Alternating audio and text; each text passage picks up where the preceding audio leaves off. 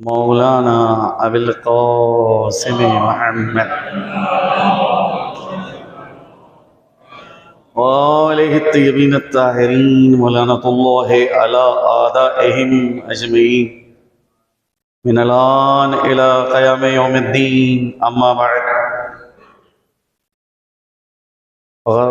क़ाल अल्लाहु तबारक व तआला फ़ी किताबिहिल मुबीन व हुवा अज़्ज़हुस सादिक़ीन व क़ौलुहुल हक़। बिस्मिल्लाहिर्रहमानिर्रहीम। यसअलूनका अनिश शहरिल हराम क़ितालुन फ़ी। कुरान करीम के अंदर अल्लाह सुब्हानहु व तआला ने मुतअद्दिद मकामात के ऊपर जनाब पैगम्बर इस्लाम को खिताब किया है। जो उस वक्त सवाल होते थे उन सवालों को वही की शक्ल में नाजिल किया। चुनांचे यह है करीमा कि जिसमें पैगंबर को खिताब किया जा रहा है और ये कहा जा रहा है यसअलूनका अनिश शहरिल हराम क़ितालुन फ़ी। लोग आपसे शहर हराम, शहर कहते हैं महीने को, शहर हराम यानी जो हुर्मत वाले महीने हैं उनके हवाले से लोग आपसे सवाल करते हैं कि उसमें जंग करना कैसा है। ज़माने जाहिलियत में अरबों के नज़दीक 4 महीने ऐसे थे कि जिनका वो एहतराम करते थे। उनमें से एक तो ये महीना है कि जिसमें हम लोग हैं और जिसका के आस्थाने पे हैं और ख़त्म होने के करीब है। वो तकरीबन 2 अशरे तमाम हो चुके हैं और तीसरा अशरा चल रहा है, रजब का महीना। दूसरा महीना ज़ीक़ात का है, जिसको हमारे लखनऊ में खाली का महीना कहा जाता है। और तीसरा महीना जो है वो ज़िलहिज का महीना है,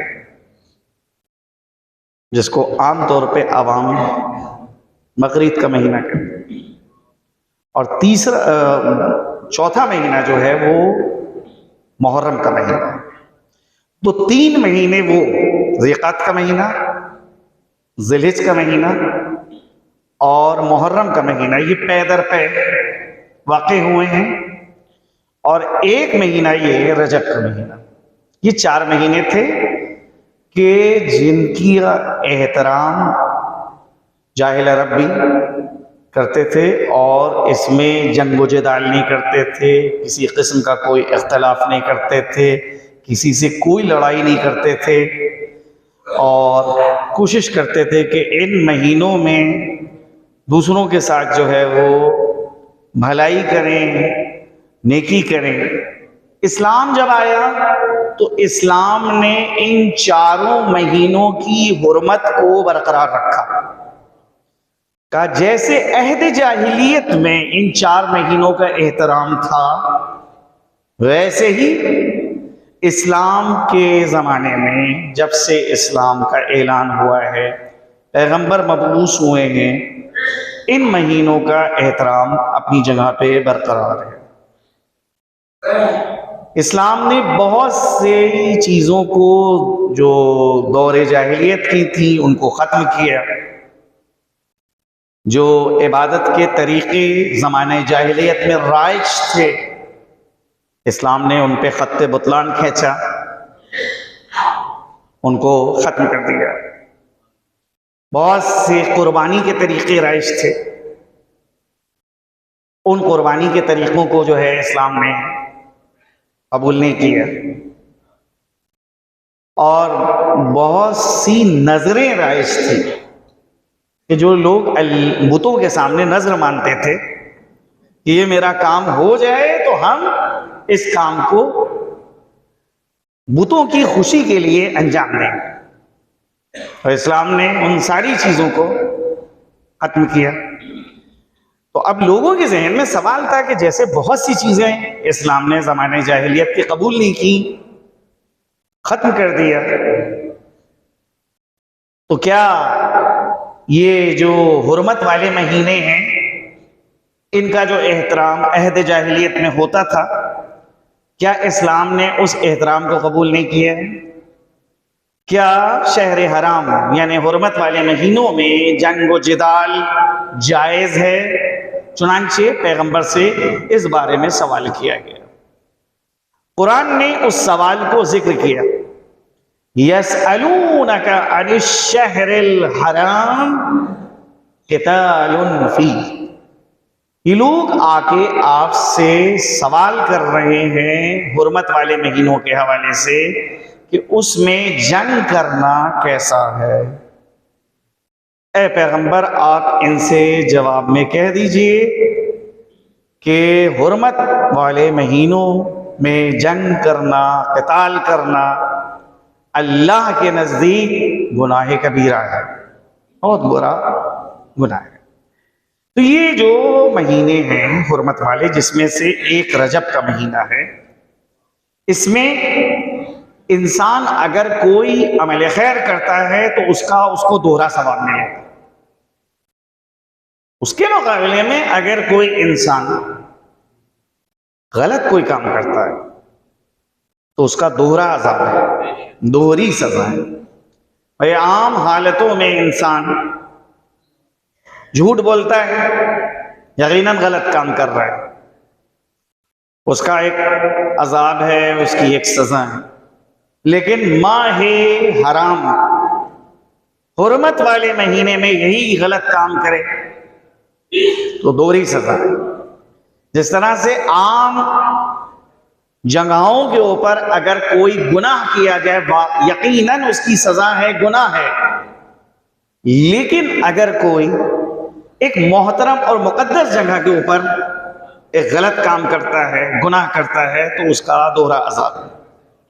तो सजा और सवाब, अज़ाब, उक़ूबत, अज्र और पादाश ये ज़मान और मकान के ताबे हैं। आम हालतों के अंदर इंसान एक गुनाह कर रहा है, गुनाह है, उसकी सजा है, लेकिन खास रोज़ जुमा, शब जुमा जो है एक खास किस्म का गुनाह किया जाए तो उसके अज़ाब जो है वो दोहरा हो जाता है। और अब आप फर्ज करें कि रोज़ जुमा, और वो भी रजब का जुमा, एक तो रोज़ जुमा कि जिसको सैयदुल अय्याम करार दिया गया है,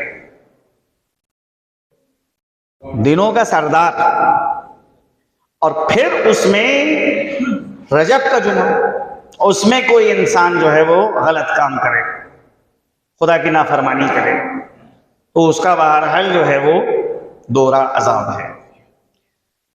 इंसान को चाहिए कि बहरहाल जो है वो हमेशा अपने नफ्स की जानिब मुतवज्जे रहे कि मुझसे कोई गलती सरजद न हो, उमूर खैर की जानिब हमेशा सबकत करने की कोशिश करना चाहिए कि ज़्यादा से ज़्यादा इंसान जो है वो उमूर खैर को अंजाम दे। और ये उसी वक्त मुमकिन है कि जब इंसान को पूरी तरह से हलाल और हराम की मारिफत हो, क्योंकि मुआशरे के अंदर समाज का जो सबसे बड़ा मसला है कि बहुत सी बुराइयां, ऐसी बुराइयां हैं कि जिनको हमारा समाज, हमारा मुआशरा बुराई नहीं समझता। अब मुआशरे ने उन बुराइयों को कबूल कर लिया है, लिहाजा बज़ाहिर हम ये सोच रहे हैं कि वो बुराई नहीं है, जबकि फिल हकीकत वो बुराई है। इंसान लाशऊरी तौर के ऊपर उन बुराइयों का इर्तिकाब कर रहा है।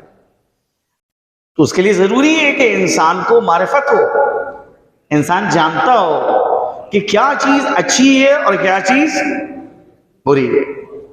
अगर जो है अच्छाइयों का इंसान को इल्म नहीं है और बुराइयों का इल्म नहीं है, तो नतीजा ये होता है कि वो बहरहाल बुराइयों का इर्तिकाब करता है और नामे अमाल को अपने सियाह करता है। आज की तारीख कि जो बहरहाल आलम इस्लाम के लिए बेपनाह अहमियत की तारीख है। आज 25 रजबुल मुरज्जब है कि जो मखसूस है हमारे और आपके सातवें इमाम हजरत इमाम मूसा काज़िम अलैहिस्सलातु वस्सलाम से। अब गौर करिए कि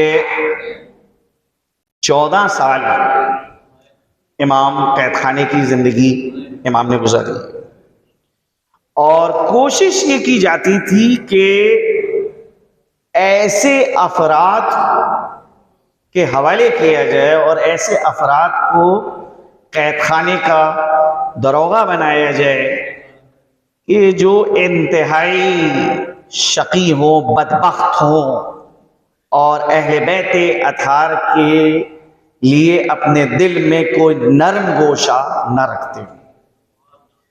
अब आप गौर करें कि मामूलन ये होता था कि बाज़ मुसलमानों को अगर दरोगा जिंदान बना दिया, उन्हीं ने देखा कि एक कैदी है कि जिसका रोज़ो शब का ये बरनामा है कि इशा की नमाज के बाद सर सजदे में रखा तो तहज्जुद में सर उठाया, फिर तहज्जुद की नमाज पढ़ना शुरू की तो अब वो आखिरी सजदा जो शुक्र का किया तो सुबह के वक्त जो है वो सर उठाया जा रहा है। एक मर्तबा दिन में सुबह के वक्त जिंदान का दरवाज़ा खोला जाता था, कैद खाने का दरवाज़ा खोला जाता था और इमाम को इस बात की इजाज़त दी जाती थी कि आप अपनी ज़रूरियात से फारिग हैं। रवायात में मिलता है कि एक वज़ू जो सुबह के वक्त हज़रत ने किया है, उसी एक वज़ू से सुबह की नमाज, दिन की बकिया सारी नमाजें, मगरिब की नमाज, इशा की नमाज और उसी एक वज़ू से तहज्जुद की नमाज, पूरा सिलसिला उस एक वज़ू से हजरत अंजाम देते। आज दुनिया के अंदर बदतरीन जिनायत शुमार की जाती है कि एक कैदी को तन्हा रखा जाए। अगर किसी कैदी को यह सजा सुनाई जाती है तो उसको सिर्फ एक कमरे के अंदर रखा जाए और कोई इंसान उसके हमरा ना हो, तो दुनिया में जो हुकूक बशर की तंजीमें हैं वो एहतजाज करने लगती हैं कि ये बशरियत का हक जो है वो पामाल किया जा रहा है, यकीनन बदतरीन सजा है। और यहाँ हमारे इमाम को 1 साल नहीं, 2 साल नहीं, 3 साल नहीं, 14 साल उस कैद खाने में रखा गया। बास कैद खाने ऐसे तंग थे कि जिसमें ना पूरी तरह से खड़े हो सकते हैं, ना आराम से बैठ सकते हैं, ना जो है वो आराम फरमा सकते हैं। एक शख्स कि जिसको मामूर किया गया था कि जितनी तुम सख्ती कर सकते हो करो, वो हजरत की सीरत से मुतासिर हो जाता है। उसके बाद वो कोशिश करता है कि इस कैद खाने से हजरत को मुंतकिल किया जाए किसी दूसरे कैद खाने में कि जहां हजरत आराम के साथ जिंदगी गुजारें, आराम से अपनी इबादत करें और कभी अगर आराम करना चाहते हो तो वहाँ जगह जो है वो वसी हो। वहाँ के ऊपर जब हजरत को मुंतकिल किया गया, बाद में हजरत ने उस शख्स को बुलाया और बुलाने के बाद कहा, क्यों तुमने मुझको यहाँ के ऊपर मुंतकिल किया है? कहा, मैंने मौला आप की आसानी के लिए मुंतकिल किया है, क्योंकि जिस जगह के ऊपर आपको ले जाके कैद किया गया था वो इतनी तंग जगह थी कि ना आप सही से खड़े हो सकते थे, ना ठीक से आराम फरमा सकते थे। मेरा दिल कुड़ता था, इसलिए मैंने चाहा कि एक बड़ा कमरा हो कि जहां के ऊपर आपको मुंतकिल किया जाए, जहां आप आसानी के साथ अपने उमूर को अंजाम दें। हजरत ने फरमाया कि खुदा की कसम वो तंग जगह मेरे लिए ज्यादा महबूब थी बनिस्बत इस वसी जगह, क्योंकि जब से मैं यहाँ के ऊपर आया हूं मुस्तकिल मेरे कानों में ग़िना की आवाज आती है, लहो लुआब की आवाज आती है, कि जो एक वली खुदा को अजियत पहुंचाती। मुझे वो जगह पसंद है।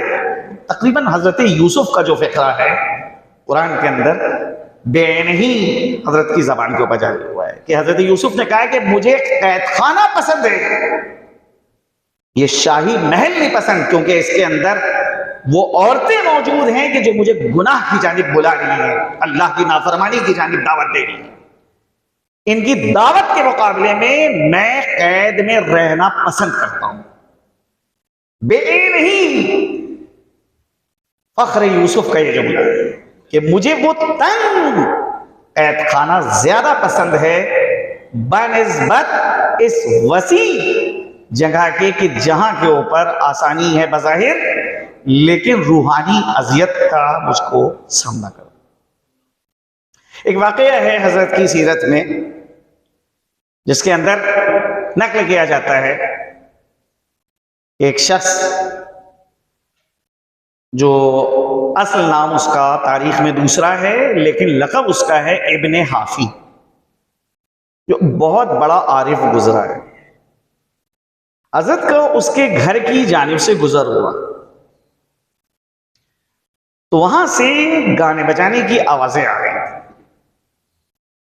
कनीज जो है वहां से कूड़ा फेंकने के लिए बाहर निकली तो हजरत ने उस कनीज से सवाल किया कि इस घर का जो मालिक है वो गुलाम है या आजाद है, यानी बंदा है या आजाद है। तो कनीज ने कहा कि नहीं, वो तो आजाद है, वो किसी का गुलाम नहीं है, वो किसी का बंदा नहीं है। हजरत ने कहा हाँ, कुछ लगता भी ऐसे ही है, आजाद है। सरकशी तौगियानियत के ऊपर जब इंसान आमादा होता है तो खुद तो गुनाह करता ही करता है और इस गुनाह का जो है इजहार करता है।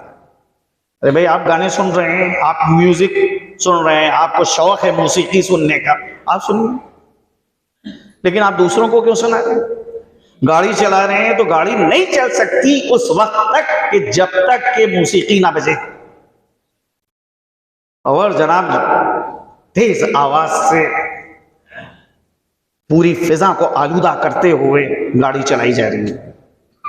हजरत ने जब सवाल किया तो कनीस ने जवाब दिया और हजरत ने कहा कि हाँ, मुझे महसूस होता है कि ये शख्स आजाद है, बंदा नहीं है किसी का।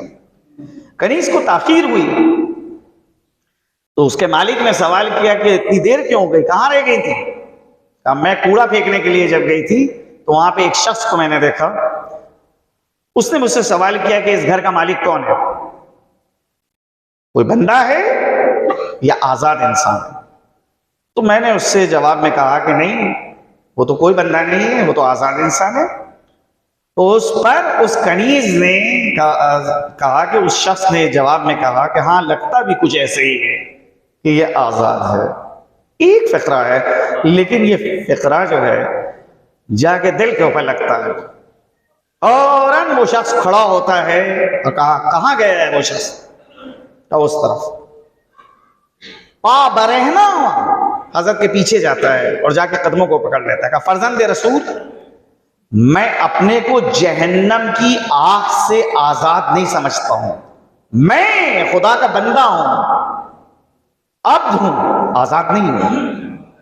वहां के ऊपर उसने तौबा करी और उसके बाद क्योंकि पावा रहना गया था, सारी जिंदगी वो नंगे पैर रहता है, अलैहिस्सलाम पावा रहना रहता है। और जब लोग उससे सवाल करते हैं कि तुम पावा रहना क्यों रहते हो, नंगे पैर क्यों रहते हो, तो जवाब में वो ये कहता है ताकि जब मैं अपने पैरों को देखूं तो मुझे याद रहे कि मैंने किस दिन तौबा की थी, मैं गुनाह के रास्ते से खुदा की जानिब किस दिन आया था। आगे चल के वही शख्स एक नामी गिरामी आरिफ करार पाया है, तारीख में उसका नाम है इब्ने हाफी। इब्ने हाफी उसे कहा जाता है अरबी जबान में कि जो पावरहना रहता है। जो नालैन ना पहने, चप्पल ना पहने, उसे कहते हैं इब्ने हाफी। तो एक शख्स कि जो गुनाहों के दलदल में डूबा हुआ है, कीमियागर वो है, हकीकत में कीमियागर वो नहीं है कि जो किसी और धात को सोने में तब्दील कर दे। कीमियागर वो है कि जो एक गुनाहगार को गुनाहों के रास्ते से खींच के अल्लाह की इताअत और उसकी फरमाबरदारी के लिए आमद। हमारे आइम्मा कीमियागर। खुदा से दुआ है कि खुदा हम सब को ये तौफीक दे कि हम दुनिया में इमाम की ज़ियारत हमको नसीब हो और आखिरत में हजरत की शिफाअत नसीब। आखिर दावाना वल हम्दुलिल्लाहि रब्बिल आलमीन।